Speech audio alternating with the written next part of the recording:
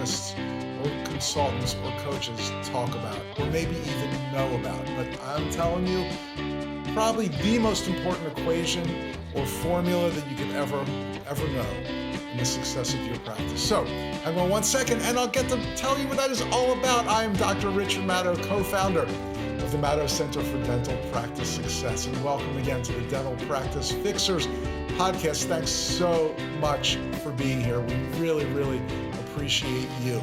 Something that you should be appreciating is not overpaying for your credit card processing. Let's just get right down to it. If you're not using Fat Merchant, you are overpaying because you're paying an overage percentage on every single charge. Why the heck would you ever want to do that when you can just pay a flat and very low monthly fee? You will save hundreds, if not thousands. So check it out, Fat Merchant. Just go to maddow.com/save. MADOW.com/SAVE. And within a few minutes, you can be saving money every single month on autopilot. So what are you waiting for? Just go do it. Okay, now let's talk about this equation that I mentioned. There's an equation that I think many dentists get wrong, and that is called the happiness equation. That term, I believe, was coined by Dr. Paddy Lund, my friend from Australia. He calls himself the crazy Australian dentist. And Dr. Paddy Lund had a negative happiness equation. And his happiness equation was so negative, he actually had some kind of breakdown and had to take a few months off. And he came back and he restructured his entire dental practice all around the theory of having a positive happiness equation. So what's a negative happiness equation? Well, negative happiness equation means that you really don't enjoy practicing dentistry. You don't enjoy going to work. As a matter of fact, you might even hate it, but you're willing to put up for it because you need to earn money to do things on your non-office time that you think will make you happy. So you're struggling in misery 4 to 5 days a week just so you can try to be happy the other 2 to 3 days a week. Wow, that's a horrible way to live. That's a negative happiness equation. That's a TGIF or it's hump day or whatever. You're working your butt off and not happy about it just to try to buy some happiness in your non-work time. It's a negative happiness equation, and it's a shame. It's a bad way to live. It shortens your life. I mean, geez, we spend more time at work than just about anywhere else, so you should love it every single day. You should enjoy going to your practice. If you've got the Sunday night blues, meaning when Sunday comes around, you are dreading going into your office on Monday morning, well, you've got not just the Sunday night blues, but a negative happiness equation. Now, look, I'm a dentist. I owned a practice for many years. I know that every day in dentistry is not, puppy tails and blowing bubbles or whatever you want to say. It's tough work. It's tough. The procedures are tough. The patients are tough. The insurance companies suck. All these things we know can make the practice of dentistry difficult. But there's enough great stuff there that you really should love going in every single day. A lot of this has to do with your team. It has to do with the people you surround yourself with. Your team, they're kind of like your work family. And while we can't choose our family, hopefully we love our family and our friends and we enjoy being around them. It should be the same way with your team. I've been in so many offices, and in so many offices, there's tension between the front and the back, between the doctors and the team. It's like there are these little divisions. People talk behind each other's backs. They gossip. They give one another the silent treatment, whatever it is. It's a horrible way to live. And it stresses everyone out. The patients can absolutely tell what's going on, and it causes a big negative happiness equation. So I'm just going to give you a few tips. Now, I'm not saying that this is the ultimate solution to having a positive happiness equation, but having a great team that enjoys being around one another, doctor included, is incredibly important. Every now and then, and I hope this isn't the case in your practice, and I'm certainly not saying it is, there's a team member who just makes everyone miserable. If you've got one in your office, you know who they are. I would certainly give that person the benefit of the doubt and think maybe there's something going on in their life or previously going on in their life that's really caused them to have this struggle. Talk to them about it. See if you can help them. See if they can get some professional help. I'm not just saying to go around firing people. Always best to try to fix a problem first. But if there's a person in your office that's making everyone miserable and they just can't turn it around and they just can't be fixed, I don't care how great of a front desk person or a dental assistant or a dental hygienist they are. If they're making everyone miserable, they've got to be shown the door. And I think you know which door I mean. Again, I hope it doesn't come to that. Even if you do have someone like this, let's give them a chance, try to help them overcome their struggle or their issue, whatever it is, and really be positive about it. But if it just doesn't work, if that person can't be saved, so to speak, it might be time to move on. So just a few quick kind of team happiness things. I feel like I'm a kindergarten teacher when I talk about this because these things sound so simple and so childish almost, but they really are important. One is always be polite. And I'm not just talking to the doctor now, I mean doctor and team member. Always be polite. Don't hesitate to say please and thank you, even if it's, to pass whatever, the bonding agent, or to go clean up the room or straighten the magazines, or, can you please bring this patient back? Thank you. Always do please and thank you. It takes a second more, but it's worth it every single time. There's just no reason not to be polite, except maybe if you've got a severe, call 911, let's put the paddles on this patient type of emergency. You always have time to be polite, and it's always worth it. So be polite to one another. And I'm going to say also, gossip and backstabbing has no place in your office. And I mean that about even your patients. You should never say anything about someone, whether it's the doctor, the fellow team member, a patient, that you wouldn't say if they were standing right there in front of you. No, there's no place for name calling, putting people down, overly criticizing to the point of being super, super harsh. It just doesn't have a place in your dental practice. Now, I'm not talking about if a team member's not performing well and a doctor has to give them, a pep talk or whatever, but that still can be done very positively. And I'm going to say always with this in mind, never say anything about anyone else that you wouldn't say if they were standing right there in front of you. So be polite, use that strategy. Greetings and farewells. These are so important. I know in my practice, I always greeted every single team member in the morning. I was usually the first one in, so I would do it when they came in. But if I wasn't the first one in, I'd go around and say, good morning to everybody. How was your night? If I knew something about them, hey, how's that movie? Whatever it is, friendly, smile. Start the day off on a positive note by saying a sincere hello. Docs, these team members, we couldn't practice without them, so show them that you care. And even more importantly, at the end of the day, say goodbye to everybody and thank them for being there. Every single person that works in your office, that comes in and puts in a hard day's work, deserves a big, sincere thank you at the end of every single day. Not just once a year when you take them out to the company dinner. I mean every single day. Thank everybody on the team. Everybody's got to get there well before the first patient. If everybody arrives, if the first patient's at 9 and everybody gets there at 8:59 and the doctor cruises in at 9:15, what? That's just starting the day off in chaos. Everybody needs to get there at least 30 minutes before the first patient, even an hour if you've got things to do. Have a well-organized and structured, non-tense morning huddle. Get all these things taken care of so you can comfortably seat the first patient and see them on time. A practice that starts running late with the very first patient, I just don't know why anybody would want to do that. It just causes tension. So don't do it. Everybody get there at least 30 minutes before the first patient. 1 hour is even better. Do all the things you need to do. Settle in, have your well-organized huddle, just a much better way to start the day.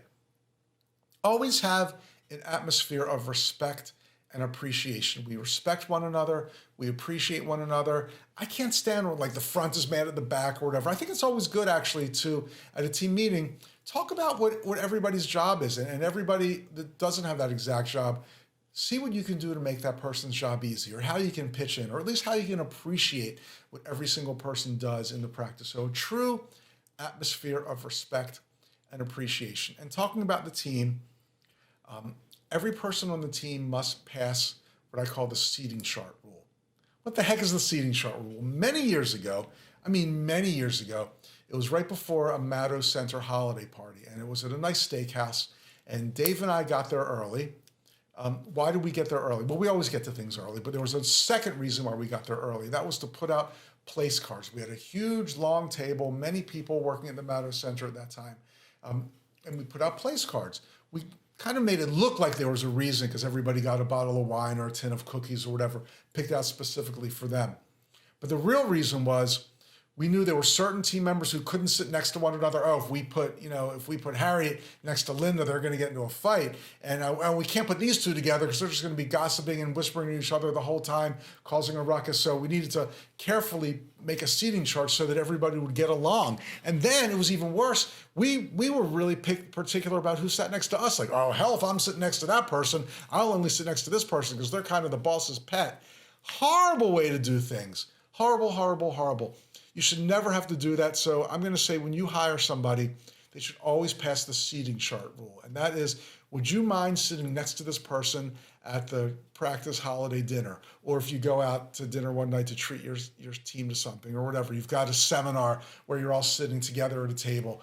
You should not care what the seating is. Everybody should be happy sitting next to every single other person. And if there's somebody that nobody would ever want to sit next to, or who's just going to cause a gossip with hurtful private conversations, they do not pass the seating chart rule. So, does it sound kind of childish? Whatever. Maybe it does. I'm not saying this is the do-all and end-all of overcoming the negative happiness equation, but it's certainly a start because team and docs, we all need to get along well with one another, respect one another, appreciate one another. Dentistry is tough. We're seeing people at their worst. We're doing difficult procedures. We're talking about financial arrangements. All these things are stressful. So you've got to really get along well with the people you work with, respect and appreciation, and have fun every single day. No more Sunday night blues, no TGIF, no negative happiness equations. It's not worth it, and it takes time off your life by stressing you out. So that's what I wanted to talk about today. Let's get down and do some secret shopper calls, kind of along the same lines as the happiness equation. When I did the mystery shopper calls today, I asked a question, simple question, something along the lines of, I'm new in the area, I'm looking for a new dentist. Can you tell me a little bit about your practice? And I thought I'd really learn a lot by calling a practice where they just go gushing, saying how fantastic the doctor is and how great the staff is and how much they love their patients and all those things. That's what I wanted to hear. I made 3 calls. Did we hear it from anybody? Let's find out. I'll go over here to Command Central and we'll queue up mystery shopper call number 1. Yes? One moment. She pretty much answered the phone by saying, 1 moment, please. Put me on hold. I said, yes? She said, 1 moment, please. Boom. Great way to start a call. Woo! And no on hold music or messaging or anything. Let's see what happens when she comes back. Thank you for holding. How can I help you? Oh, yes, I'm looking for a new dental office. Can you tell me about your office a little bit? Yeah, so we're Dentistry. We have 3 doctors here, and then 5 hygienists as well. Each doctor has 2 assistants. We do things from Invisalign, implants, fillings, extractions. Some of the doctors do endo here as well, like a root canal. Insurances that we accept are Delta Dental and Health Partners, and some insurances through your employer, but we do not accept any state plans. Okay, well, thank you so much. You are very welcome. I hope you enjoy the rest of your day. Oh, and you too. Bye now. Thank you. Bye. She was super nice, very friendly, great tone in her voice. I get the feeling this office may have a positive happiness equation just based on that experience. But wow, I'm calling because I'm looking for a dentist and I want to know about their practice. And she made absolutely zero effort to get me in the door. I said, can you tell me a little bit about your practice? We have 5 doctors, 3 hygienists, 2 assistants. I mean, that's not what I wanted to know. We do endo, we do perio, we do this, we do that. We don't take some insurances. I mean, yeah, that's helpful information. Well, I don't know about knowing how many doctors and hygienists. I really didn't care about that. What procedures they do, I think most people just assume that a general dentist does these procedures. So I didn't need to know that. Insurances, I don't know that she needed to get to that. Just tell me something about your practice that I couldn't find out, like from a chart or a list. Tell me how great the doctors are. Tell me how friendly the team is. Tell me how experienced they are, how they care so much about their patients and doing really fine dentistry. Tell me something like that. And then try to get me in the door. She did nothing. I did like her happiness and the kind of bounce in her voice, though. I'll give her that. But, this call could have used a lot of improvement. Okay, let's continue. Secret shopper call number 2. Thank you. Again, put me on hold right away. What is going on here? Horrible way to start a call. And again, nothing to listen to. Did I get cut off? I'm not sure what's going on here. Don't put people on hold. But if you have to, let them know they're on hold by a little music or even better, an on hold message. This is just sad. It's boring. And I think I may have gotten disconnected. I'm still not sure. And this call is recorded. All right. Thank you for holding. This is Sandy. How may I help you? Hi, Sandy. I'm looking for a new dental office. Can you tell me a little bit about your office? Well, we have been here for 50 plus years. Oh, wow. Doctor, yeah. So, are you in the area or you know the area at all? I'm relatively new, Okay. nearby. Okay. Yeah. So right now it's just Dr. in the office. We do have 3 hygienists and a couple assistants and a couple front up desk people. We do a variety, we're a general dentist, so he does do root canals, cosmetic, fillings, all of the above. Mm-hmm. He does usually refer out for extractions, but yeah. Mm-hmm. So other than that, Okay. do you have any questions? I mean, were you wondering about something, or Well, do you take the Delta Dental? is it through your employer? It's through my spouse's. Okay. Yep. We are a Delta Dental Premier provider. So you would have do you have your card in front of you? I don't. Okay. It would, as long as it doesn't just say PPO. There's PPO and Premier, and we are the Premier level. So that would be something you want to check too. I better. Okay. I'll check that. Thank you so much. All right. You're welcome. Okay, Thanks. bye. Bye-bye. Now, I'm not going to say what part of the country I was calling today, but did you notice both of them said root canals? Root canals. I thought that was interesting. If anybody can write in to info@matto.com and guess what part of the country these offices were because they said root canals, well, maybe you'll win a little prize. Maybe you won't. I don't know. What is with saying how much staff you have? That was the first thing that they both said. Well, we've got just one doctor, but we've got 2 assistants and 2 front desk, whatever, couple of this, couple of that. I don't really care. I like that she said we've been here for 57 years or whatever. I hope it's not the same originating doctor, but that's good to know. Established practice has been there forever. That certainly says something. And then she did something that I really liked. She said, "Are you new to the area?" That was great. She was starting a conversation. It would have been a great way to introduce herself, introduce the practice, tell me a little bit more about them, give me some helpful tips about directions, whatever. Are you new to the area? I love that. Somebody who's looking for a new dentist very well may be new to the area. So I like that. But then she took it nowhere. And she went back to the procedures and, we don't do extractions, just in case you want to know what we don't do. We also don't do chiropractic adjustments. But I don't know.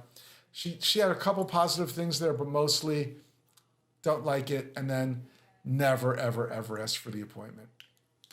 I think we're learning something here, but let's do one more of these. Is this the dental office? What was that? Is this the dental office? This is Dr. dental office. Yep. Yeah. So I'm looking for a new dentist. Can you tell me about your office a little bit? Well, we're located in now. I don't know which location you're looking for. Okay. I see. Yeah. We had one, but that office is now permanently closed. Oh, what happened? Oh, just with COVID going on, and then there's nobody working downtown, and the majority of our patients were downtown, working downtown. So, yeah. All right. I understand. All right. Well, thank you then. Yep. Okay. Bye. Bye. Wow. Well, first of all, she answered the phone. I think it got cut off, but she answered the phone saying hello, which is why I had to say, is this the dental office? Pretty weird way to answer the phone. But it sounds like they had 2 offices, and one of them, due to COVID, unfortunately had to stop seeing patients. That's a sad situation. I feel bad for them.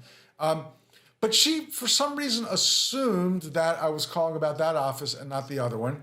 And I just didn't say anything. And she pretty much said, okay, well, too bad. Looks like we can't help you. Bye.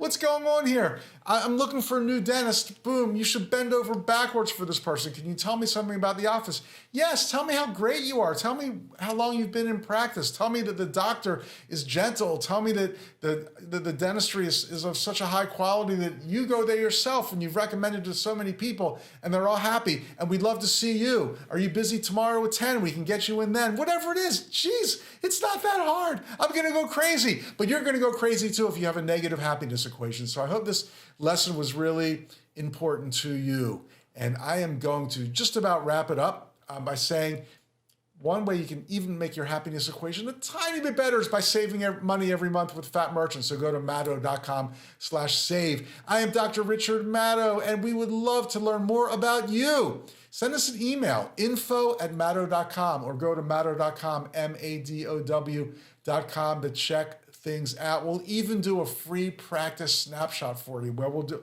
a deep dive into your practice data, analyze it, let you know what we find. It's all no charge, no pressure, no obligation. You can get that cooking by going to maddo.com/snapshot, MADOW.com/snapshot. Or you can just keep listening to the Dental Practice Fixers podcast. That's fine. Tell your friends, subscribe on YouTube, give us a high rating, that would really be helpful, or just keep listening, whatever. We still love you. I'm Dr. Richard Maddo, co-founder of the Maddo Center for Dental Practice Success. And we'll be back soon with the next episode. Thanks so much.